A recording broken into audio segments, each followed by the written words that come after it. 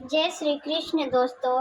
आज मैं आप सबके लिए विक्रम बेताल की 8वीं कहानी सबसे अधिक सुकुमार कौन लेकर आई हूँ।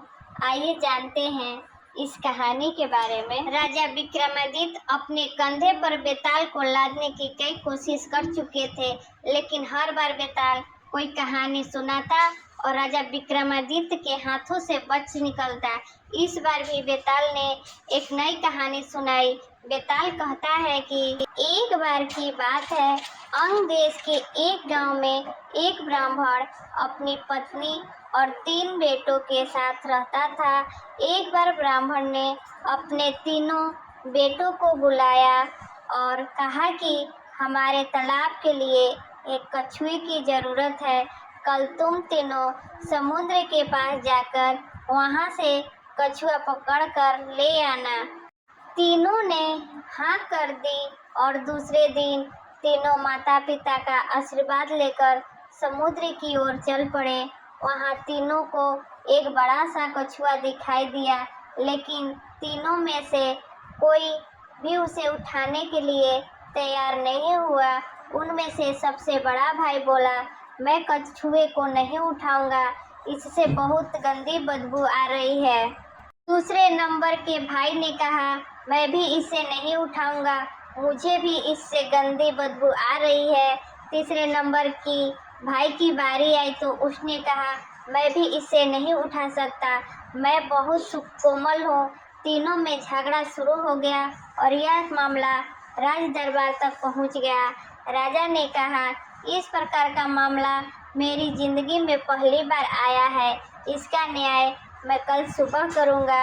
आज आप हमारे यहाँ मेहमान हैं, इसलिए भोजन और आराम यहाँ पर ही कीजिए। यह बोलकर राजा ने तीनों को भोजन के लिए निमंत्रण दिया। सभी बड़े चाव से खाना खा रहे थे, लेकिन सबसे बड़े भाई ने नहीं खाया। राजा ने जब उससे पूछा तो उसने कहा, चावल में से शमशान में जले हुए मुर्दे की बदबू आ रही है। राजा ने इस बात का पता किया तो मालूम हुआ कि चावल किसी शमशान के पास के खेत से लाए गए हैं। यह देखकर राजा बहुत खुश हुआ। सभी लोग खाना खाकर शाम को संगीत सुनने के लिए बैठ गए। तब दूसरे नंबर के भाई ने राजा से निवेदन किया कि वो मृदंग बजाना चाहता है। राजा की आज्ञा से वो गायिका के पास जाकर जैसे ही बैठा तो तुरंत खड़ा होकर दूर बैठ गया।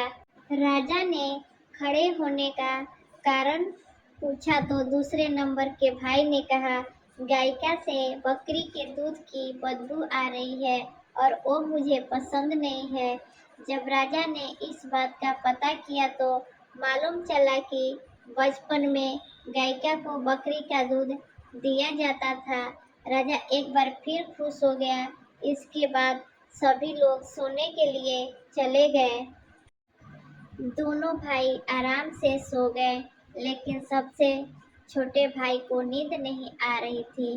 राजा ने अपने एक सेवक को आदेश दिया कि जाकर तीनों को देख आओ कि वे सोए या नहीं।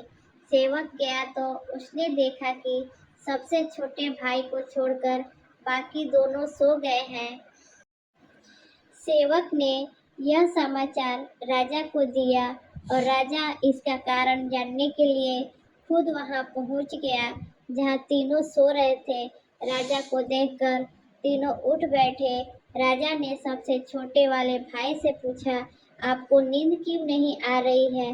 तब वह बोला, मुझे इस बिस्तर पर कुछ चुभ रहा है। यह सुनकर सेवक ने तीनों के बिस्तर की छानबीन की तो उन्हें कुछ नहीं मिला।